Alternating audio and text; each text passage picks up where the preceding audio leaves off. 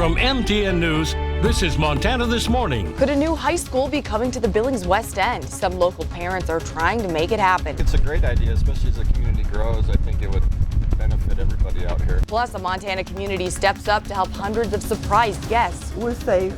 The people here are extraordinary. And there's a major shakeup to a long-standing airport statistic in the Treasure State. Good morning to you all and welcome to Montana This Morning on this Thursday, February 2nd. Our top story this morning, traffic moving again on Interstate 90 after a lot of wrecks there, a lot of ice, and some very helpful neighbors. First off, here's the footage. Wild winter weather shut down a stretch from Livingston all the way to Big Timber for nearly 24 hours. The first closure for this portion of the highway since 2016. And that year it happened twice, with the longest delay lasting just 5 hours. Authorities tell us the gates weren't going to open this week until conditions improved. That snow and that blowing wind essentially turns the roadway into a sheet of glass almost. So the roads become so icy that you can barely walk on it, let alone drive on it. Dozens of crashes were reported before the shutdown on Tuesday. And this morning, we're hearing from some of the hundreds of travelers forced to stay a night in Big Timber. They're raving about the hospitality, with community members handing out meals and offering shelter wherever they could find room. They turned their fireplace on and they would let people sleep out here in the dining room and even like the laundry room and in the hallways just to get them out of the cold. This is part of trucking. There's no use for getting upset or mad about it. You know, it is what it is. It's the weather. Man, what a nightmare, but everybody there to help. You might remember hearing from the owner of the Big Timber Bakery yesterday. Teb Seifu kept his business open late Tuesday night, firing up the pizza oven to serve stranded travelers. Seifu even hand-delivered free pizza to the first responders guarding the interstate exits.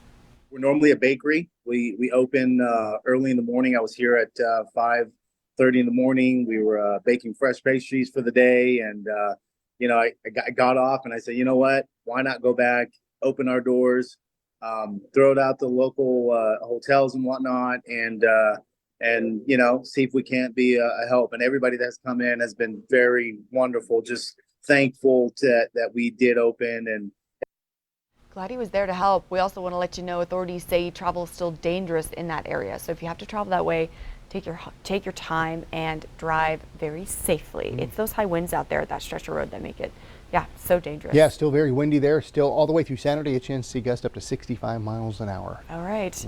Other big weather story this morning, Miller. Yep, here he is, Punxsutawney Phil. Yeah, Punxsutawney Phil saw a shadow this morning. That means 6 more weeks of winter, but it's not going to feel that way for us as we move forward. Now today we're looking at temperatures pretty much on par where we should be here for us in the Magic City here in Billings. Yesterday, highs and lows pretty much on target. Had a gust yesterday near 32 miles an hour. Could still see that in our area today. Maybe really picking up tomorrow for us though. Dry start to February. How are we shaping up for the year and the month? We're kind of close to where we should be, just a little bit in the hole, but of course we're well in the hole for the snow total. So not a lot of snow, not a lot of moisture really in our forecast as we move forward. Right now, we're on target where we should be with our temperature. We're at 19, feels like 10 at the airport. Winds out of the northeast at about 7 miles an hour. Across the area, we're looking at temperatures in the teens and 20s. Highs today mainly in the 30s, could see some 40s, even some 20s off to our east-northeast because of that backdoor cold front coming in. So it's going to cool you down briefly, but you too will be warming up as we move forward. We'll have a complete look at your forecast coming up. And just look at there that. He is. Yeah, there you go. That was so fun. That was fun. I realized I never have watched it live before. Really? Never have? I've never seen reports about it. So it's a party. Yeah, they were a lot of fun. All right, Phil says 6 more weeks of winter. We'll see what happens. All righty. You've got the info. Thanks, Miller. Okay. Education headlines this morning. Major education news. Billings parents now taking the first steps in a lengthy process to bring another public high school to Billings. Q2's David J. has more. Parents in West Billings and South of Billings are looking into the possibility of building a new high school. This would include students from Blue Creek, Elysian, Canyon Creek, and Elder Grove. And this week, a survey was just completed to gauge the interest among parents. You've seen the growth and development on Billings' far west end with new homes and new businesses nearly every week. We're seeing growth on the outside in our high school district. But with that growth comes growing pains. We all know that School District 2 is overcrowded right now. And that presents challenges. Students who live in this area west of the city limits currently attend West High School or Senior High School. West has more than 2,200 students, And Billings' other public high school, Skyview, is number 3. We manage it through the balancing of our enrollments. Superintendent Greg Upham says School District 2 is not considering a new high school. Instead, the district hopes to alleviate overcrowding through redistricting. And some say that may not be enough. We feel like this would solve a problem of the overcrowding. Susie Layton, a former School District 2 board trustee, is co-founder of the nonprofit Southwest Billings Smart Growth, which surveyed more than 500 families about a new high school. Early results show 95% say there is a need for a high school and support the idea. 86% say they would support a bond, and 80% support consolidating the 4 existing school districts in the area: Blue Creek, Elysian, Canyon Creek, and Elder Grove, something that would have to happen. According to the law right now, we do have to consolidate to make it possible to create a high school district. Moving them to some of the bigger schools, they don't get the same opportunities that we always have out here.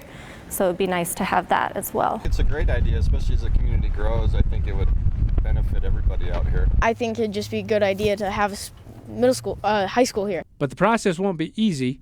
All 4 independent school boards would need to support the plan, and so would voters, and ultimately an expensive bond would have to be passed. It will be a really positive response to the information that we've gathered. In Billings, David J., MTN News. During the funeral of Tyree Nichols, his family called on Congress to pass the George Floyd Justice and Policing Act. The family's lawyer says Democrats will reintroduce that bill in February with a new element in honor of Nichols. The new addition requires police officers to intervene if a fellow officer is doing something illegal. It's unclear if this bill has enough Republican support to pass. More than half a dozen people are dead in Texas after several days of really icy weather there.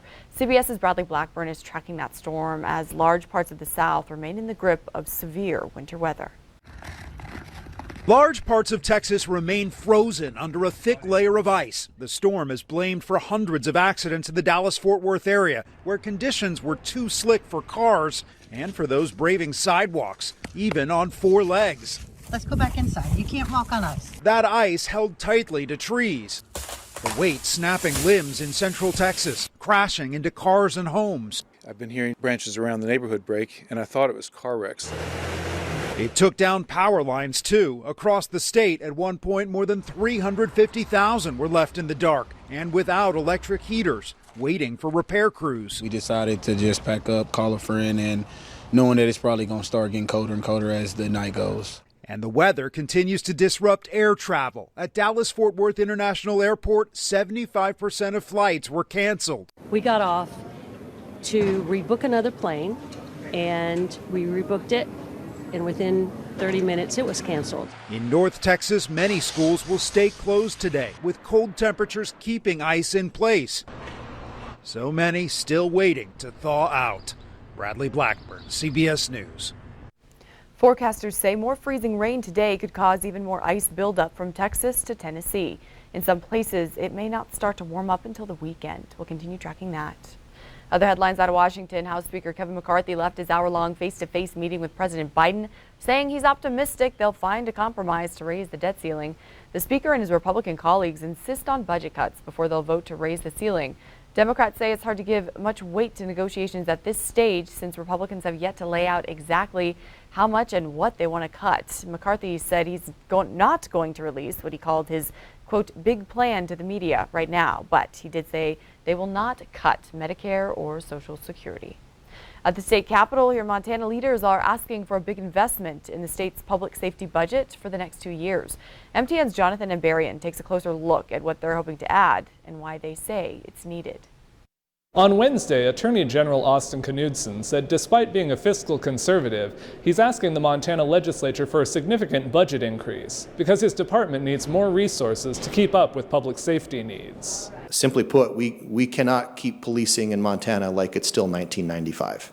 Knudsen opened the Montana Department of Justice's presentation to a legislative budget subcommittee. The department is seeking an increase of more than $30 million for the next 2 years, about a 14% increase. Our population is increasing, drug crime is increasing, violent crime is rapidly increasing in Montana, and it's time we recognize that. We simply need some more resources. The additional funding would pay for new investigators in the Division of Criminal Investigation, focusing on human trafficking, narcotics, and other major crimes. It would also support 5 new Montana Highway Patrol troopers and a salary increase for current troopers. Knudsen said his current staff are under pressure from a growing caseload. He said meth and fentanyl are among the biggest issues. There is absolutely no question we are seeing an astronomical increase in drug trafficking into Montana. Yeah, that's not a function of us policing better and just finding more of it. The DOJ's proposal is only part of a broader public safety push in Governor Greg Gianforte's budget plan. Lawmakers also heard testimony this week on plans to invest about $200 million into the Montana State Prison.